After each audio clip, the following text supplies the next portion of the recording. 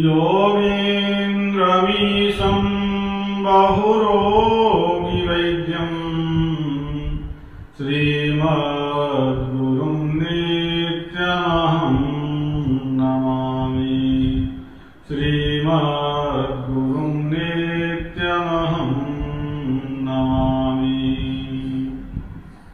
ॐ यं ब्रह्मा वरुणेन्द्र रुद्रमरुतः स्तुवन्ति दिव्यैस्तवैः वेदैः साङ्गपदक्रमोपनिषदैः गायन्ति यं सामगाः ध्यानावस्थिततद्गतेन मनसा पश्यन्ति यं योगिनो यस्यान्तं न विदुः सुरासुरगणा। देवाय तस्मै नमः। देवाय तस्मै नमः। नारायणं नमस्कृत्य नरं चैव नरोत्तमं देवीं सरस्वतीं व्यासं ततो जयमुदीरये। ततो जयमुदीरये। बोले लक्ष्मी नारायण भगवान की जय हो। चरण कमलेभ्यो नमः। इष्ट देवेभ्यो नमः। कुल देवेभ्यो नमः। स्थान देवेभ्यो नमः। ग्राम देवेभ्यो नमः। एतत्कर्म प्रधान देवेभ्यो नमः। सर्वेभ्यो देवेभ्यो नमः। सर्वेभ्यो पितृभ्यो नमः। भगवते श्याम सदा शिवाय नमः।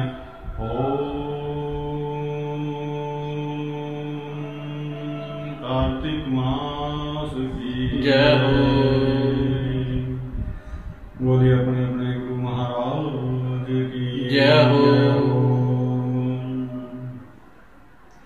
कार्तिक मास महात्म्य में आपने पीछे कार्तिक मास के जो नियम है, दीपदान का नियम और स्नान का, विष्णु भगवान के पूजन का, व्रत का, उनके महत्व को प्रदर्शित करने वाली बड़ी ही दिव्य कथा कलहा नाम की राक्षसी और धर्मदत्त नाम के ब्राह्मण की सुनी, जिसमें कि अपने पाप कर्मों के कारण जो कलहा एक राक्षसी बन गई थी और भी उसे आगे की योनियों में जाना था, पाप योनियों में, बिल्ली की, सूर्य की योनि, बलगला पक्षी की योनि में जाना था। तो उस प्रेत योनि से भी मुक्ति पाई और आगे की जो 3 योनियां थी उनमें भी उसको नहीं जाना पड़ा। किस कारण? कि धर्मदत्त नाम का जो ब्राह्मण था उसने अपना कार्तिक मास का आधा पुण्य जो है उसको समर्पित कर दिया था। उस पुण्य के प्रभाव से वो मुक्त हुई और पिछले भी सैकड़ों वर्षों के जो उसके पाप थे वो क्षीण हो गए और उसने विष्णु भगवान के लोक को पाया। विष्णु भगवान के पार्षद उसको लेने के लिए आए थे और उन्होंने धर्मदत्त को भी कहा, भाई ये कोई आश्चर्य की बात नहीं है। पूरे पुण्य के बारे में समझाया कि तुमने क्या क्या कर्म किया, उसका क्या क्या इसको फल मिला है। और अब आधा पुण्य तो गया, कोई बात नहीं, आधे पुण्य के प्रभाव से बाकी जो तुमने ये सत्कर्म किया है और अपने पुण्य का दान किया है, ये भी बहुत बड़ी बात है। तो इस कारण से तुम्हें क्या क्या मिलेगा वो समझाया। स्वर्गलोक, विष्णु लोक और फिर अपनी इच्छा से पृथ्वी पर जन्म, तो भगवान स्वयं तेरे घर पुत्र रूप में जन्म लेंगे। हाँ? और तेरी जो 2 स्त्रियां हैं अगले जन्म में भी प्राप्त होगी और कलहा को आधा दान दे करके पुण्य का तुमने अपनी अर्धांगिनी के रूप में अब आगे प्राप्त करना है।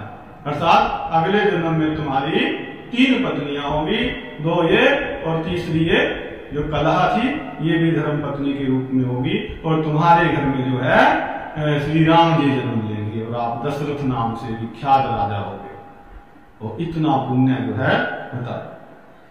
तो इस प्रकार वचन सुन करके नारद जी कह रहे हैं कि इस प्रकार विष्णु जी के पार्षदों के वचन धर्मदत्त ने सुने तो बड़ा विस्मित हुआ। दंडवत उसने प्रणाम किया उनको और कहा कि महाराज, सभी भक्तों की पीड़ा दूर करने वाले विष्णु भगवान का सब यज्ञ, दान, व्रत, तीर्थ द्वारा पूजन करते हैं। सब मनुष्य भगवान का पूजन करते हैं। कोई यज्ञ के द्वारा करता है, कोई दान देता है उनके निमित्त, कोई व्रत करता है, कोई भगवान विष्णु की भक्ति के लिए, उनकी प्राप्ति के लिए, उनकी प्रसन्नता के लिए, खुशी के लिए तीर्थ पूजन करता है। ठीक है, तीर्थों पर जाता है। तो उनमें से विष्णु भगवान को प्रसन्न करने वाला और विष्णु भगवान का सानिध्य देने वाला कोई श्रेष्ठ व्रत जो है वो बताओ कि क्या विधान है, जिससे कि सब यज्ञ आदि के फल प्राप्त हो जाए। इनमें विशेष तथ्य क्या है जिसको हम समझे, वो हमें समझाओ। तो गण कहते हैं कि साधु पृष्टम त्वया विप्र शृणुस्वै काग्रमानसः सेतिहासं पुरावृत्तं कथ्यमानं मया नघ। हे ब्राह्मण, तुमने बड़ा अच्छा प्रश्न किया। तो हे अनघ अर्थात हे पाप रहित इतिहास सहित जो वृत्तांत है वो हम सुना रहे हैं और उसको आप एकाग्रचित होकर के सुनो। तो इस कथा में जो अब आरंभ हो रही है इसमें बड़ा तथ्य छिपा है। मुख्य क्या होना चाहिए, तो कथा प्रारंभ करते हैं वो जो भगवान विष्णु जी के दूत हैं धर्मदत्त जी के माध्यम से हम सभी को सुना रहे हैं कि कांचीपुर्याम पुराचोलस चक्रवर्ती नृपो भवत। कांचीपुरी में चोल नाम का एक चक्रवर्ती राजा हुआ और इसी कारण से इस देश का नाम चोल वंश हुआ। ठीक है जी। तो उस राजा के पृथ्वी पालन के समय कोई मनुष्य दरिद्री या दुखी या पाप बुद्धि या रोगी भी नहीं था। ऐसा राजा था, धार्मिक, असंख्य यज्ञ करता था, बहुत यज्ञ किए उसने। और चोल के यज्ञ स्तंभ से जो ताम्रपर्णी नदी थी वहां बहती थी, उसके दोनों तट ऐसे हो गए थे, ऐसे सुंदर लगते थे उन यज्ञ स्तंभों से, जैसे कि चैत्र रथ और कुबेर के बाग हो, बगीचे हैं उनके। इतना सुंदर नगर होगा, बड़ी शोभा थी। तो एक समय वो राजा जो है, जहां जगत के स्वामी विष्णु भगवान योग माया के साथ शयन करते हैं, उस अनंत शयन नामक स्थान पर गया और वहां उसने जो है श्रीपति भगवान का दिव्य मणियों मोतियों से शोभायमान स्वर्ण के फूलों से पूजन किया और फिर भूमि में दंडवत प्रणाम करके वहीं पर वो बैठ भगवान का पूजन किया, जाकर के वहीं पर बैठ गया। अब जब बैठा तो कुछ ही देर के बाद उसने क्या देखा कि एक ब्राह्मण आ रहा है, कुछ पूजा का सामान उसके हाथ में है, उसको लेकर के वो चला हुआ है और देव पूजा के निमित्त हाथ में तुलसी, और देखा उसने कि ये ब्राह्मण तो मेरी ही नगरी का है, पहचान लिया ये तो मेरी नगरी का, ये जो विष्णु भगवान की पूजा करने के लिए यहाँ तक पहुंचा है। और उस ब्राह्मण का नाम क्या था? विष्णुदास। विष्णुदास नाम का वो ब्राह्मण था। पूजा की सामग्री तुलसी के पत्ते आदि लेकर के वहां पहुंचा जहां राजा ने अभी पूजा की थी, विष्णु भगवान की मणियों से की थी, स्वर्ण के फूलों से की थी, और वो अपनी साधारण सामग्री लेकर के पहुंच गया। तो उस ब्रह्म ऋषि ने वहां जाकर के विष्णु सूक्त से स्नान कराया। पहले तो भगवान विष्णु सूक्त के मंत्रों से स्नान कराया, यानी कि विष्णु सूक्त के मंत्र बोलता रहा और भगवान को स्नान कराता रहा। और फिर तुलसी जी की मंजरी, तुलसी जी के पत्ते ये भगवान को अर्पित किए, भगवान पर चढ़ाए। तो उस ब्राह्मण की तुलसी पूजा से जो पहले की हुई राजा की पूजा थी, राजा ने जो रत्न, सोने के आभूषण, सोने के पुष्प चढ़ाए थे, वो सारे जो है तुलसी से ढक गए। ठीक है, तुलसी के पत्ते चढ़ा दिए, मंजरी चढ़ा दी और काढ़ा भी चढ़ा दी बहु संख्या में।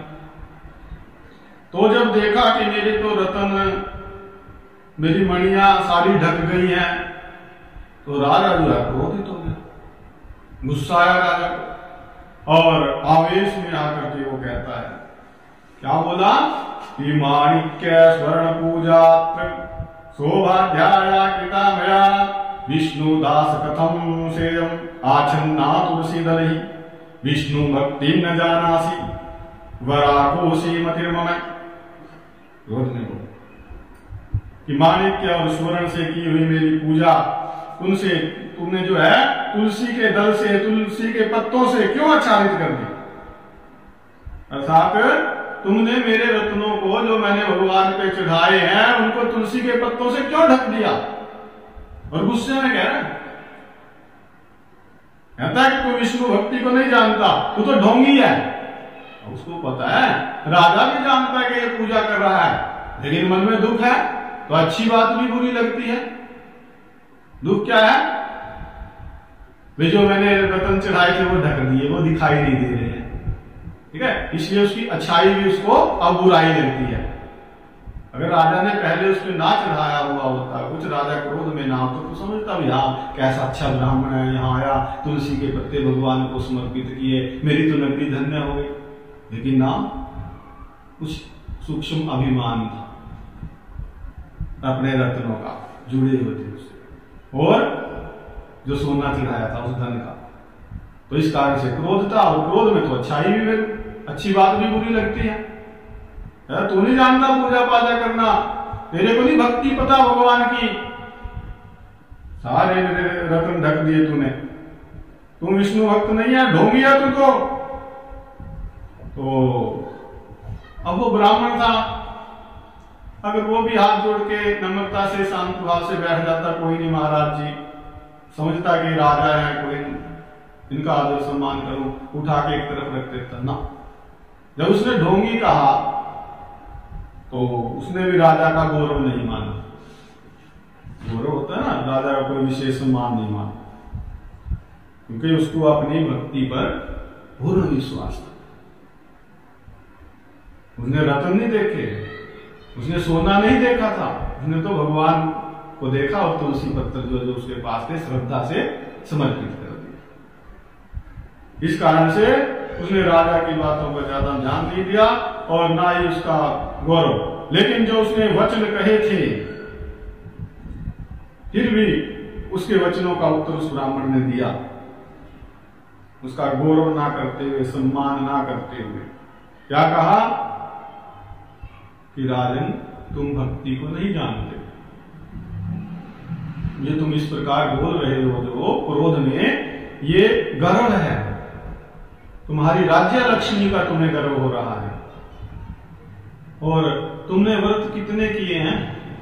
हम तो ब्राह्मण हैं, हम तो करते रहते हैं पूजा पाठ, वो बताओ मेरे को आपने कितने व्रत किए हैं। तो उस ब्राह्मण के वचन सुने तो वो नृप श्रेष्ठ जो है, जो राजा था, हंस करके और विष्णुदास को फिर गर्व युक्त वचनों से बोला। अब यहां क्या है? गर्व है, अभिमान है। चढ़ाया चाहे भगवान को है, बहुत धन अर्पित किया और मणि माणिक्य भी दिए, लेकिन एक गर्व, अभिमान है, उसके कारण क्या फल मिलता है, क्या होता है? तो राजा बोला कि हे ब्राह्मण, यदि तू विष्णु भक्ति से अति गर्वित है तो तुझ दरिद्री और निर्धन की भक्ति ही कितनी है। वो अपने रत्नों को श्रेष्ठ मान रहा है, भाई मैं रत्नों से पूजा कर रहा हूं, धन से पूजा कर रहा हूं, मेरी भक्ति श्रेष्ठ है। और ब्राह्मण जो है तुलसी पत्र चढ़ा रहा है, उसको अपना श्रेष्ठ समझ रहा है। विष्णु जी को संतुष्ट करने वाले यज्ञ दान तूने नहीं किए। राजा के पास धन था, बड़े बड़े यज्ञ भी करता था, तो कह रहा है तुमने कोई यज्ञ नहीं किए और बहुत ज्यादा दान भी तुमने नहीं दिए हैं। और हे ब्राह्मण, तूने कहीं देवालय बनवाया, कोई मंदिर बनवाया? अब मंदिर कैसे बनवाता ब्राह्मण? तो साधारण था, गरीब था, राजा ने मंदिर भी बनवाया। तो तब तुझे घमंड क्यों है? ऐसा तूने क्या कर दिया? कौन सा यज्ञ करवा दिया?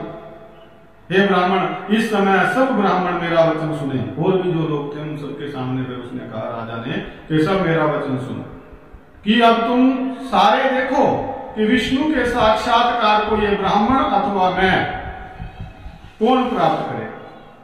अर्थात भक्ति ठीक है, ये अपने तरीके से भक्ति कर रहा है, मैंने भी करी, लेकिन देखते हैं कि पहले कौन विष्णु भगवान का दर्शन करेगा साक्षात, और फिर आप सबको हमारी भक्ति का ज्ञान हो जाएगा, भाई भक्ति किसकी ज्यादा श्रेष्ठ है। तो ऐसा कह करके वो गण कह रहे हैं, ये गण सुना रहे हैं कथा किसको? धर्मदत्त नाम के ब्राह्मण के। इत्युक्त्वा स नृपो गच्छन् निज राजगृहं तदा। ऐसा कह करके वो राजा जो है अपने राजभवन को चला गया, और मुदगल ऋषि जी थे उनको बुलाया, बुला करके मुदगल जी को अपने यज्ञ का आचार्य बनाया। विष्णु भगवान संबंधी यज्ञ प्रारंभ कर दिया। और यज्ञ कैसा था कि जिसमें अनेक ऋषि मुनि आए, बड़े बड़े समूह, बड़ी बड़ी मंडलियां जो है ऋषि मुनियों की आई, बहुत सा अन्न, बहुत सी दक्षिणा, बहुत सी संपत्ति वहां विद्यमान थी। तो इस व्रत को उन्होंने पहले भी किया था गया क्षेत्र में, और इधर तो जो राजा है यज्ञ करा रहे हैं मुदगल ऋषि से, बहुत बड़ा विशाल यज्ञ, और उधर वो जो ब्राह्मण है विष्णुदास, वो विष्णुदास जी भी भगवान विष्णु को संतुष्ट करने वाले नियमों का पालन करने लगे। वो भी अपने ढंग से विष्णु भगवान की पूजा करने लगे। तो उस समय वहां देवालय में वही स्थित रहा, और यानी कि राजा तो यज्ञ क्षेत्र में चला गया, अपने राज्य में यज्ञ कर रहा है, और ब्राह्मण उसी मंदिर में रहा, और उसी मंदिर में रह करके देवालय में ही अपना भगवान की उपासना करने लगे। माघ और कार्तिक का व्रत, भली भांति तुलसी के वन का पालन, एकादशी के दिन द्वादशाक्षर मंत्र का जप करना, हरि का जप, तो इन सबको वह विधिवत करने वाला लगा, जैसा जिसका विधान था मंत्र जप का, व्रत का, सब करना। षोडश उपचार, 16 उपचार से पूजा करने लगा। गीत नृत्य आदि मंगलों के साथ उसने नित्य विष्णु भगवान की पूजा की, उपयुक्त बातों को किया। तो उसने भोजन और शयन करते समय भी सदा विष्णु भगवान का ही स्मरण किया, और समदृष्टि होकर के सब प्राणियों में स्थित विष्णु भगवान को ही देखा। ये भक्ति का, पूजा का सबसे अच्छा तरीका है। वैसे तो ये सफलता ही है, ये एक विशेष स्थिति है, जब पूजा करते करते यहां तक पहुंच जाए आदमी, मनुष्य, तो समझो कि काम बन गया। वास्तव में पूजा यही है कि नित्यम स्मरणम विष्णु गच्छन भुंजन स्वसन वसन सर्वभूत स्थितम विष्णु पश्यत संदर्शनः, कि सोते समय, खाते समय बस विष्णु भगवान का ही स्मरण। और जिसको भी देख रहा है, जिस प्राणी को देखता है, जिस वस्तु को देखता है, उसी में परमात्मा नजर आने लगा। जब ये स्थिति आ गई तो समझो भक्ति सिद्ध हो, पूजा सफल हो। और उसने भोजन शयन करते समय समदृष्टि से सब प्राणियों ने विष्णु को देखा, खाते पीते शयन करते भजन किया, स्मरण किया विष्णु भगवान का, मंत्र जपता रहता था। और भगवान विष्णु जी की प्रसन्नता के निमित्त माघ और कार्तिक के विशेष नियमों का पालन किया, स्नान आदि उद्यापन भी किया। तो इस प्रकार जो है श्रीपति भगवान की आराधना करने और भगवान में ही निष्ठा रखने वाले, इंद्रियों को वश में करते हुए व्रत में स्थित चोलेश्वर भी और विष्णुदास भी, क्योंकि वो राजा जो चोल था वो अपने तरीके से, अपनी अलग विधि से, जग की विधि से भगवान की पूजा करता रहा। लक्ष्य दोनों का एक ही है कि भगवान के दर्शन, लक्ष्य दोनों के अच्छे हैं, विधि अलग अलग है। राजा की विधि यज्ञों वाली है और अपनी सामर्थ्य के अनुसार, और इस ब्राह्मण की तुलसी दल और प्राणी मात्र में परमात्मा के दर्शन करने की विधि है। हर समय उसी का स्मरण करना, सोते उठते, ये स्थिति होगी। बहुत समय बीतेगा, दोनों लगे हुए हैं भगवान की पूजा। अब पहले किसको दर्शन होते हैं, कौन सी विधि श्रेष्ठ और क्यों, या दोनों को ही होते हैं? तो ये सब जो है ये 22वें अध्याय की कथा, आज 21वां अध्याय यही कथा को विश्राम मिलता है, यही अध्याय विश्राम को प्राप्त होता है। बोलिए कार्तिक मास की जय हो, धर्म की जय हो, अधर्म का विनाश हो, प्राणियों में सद्भावना हो, विश्व का कल्याण हो, जय का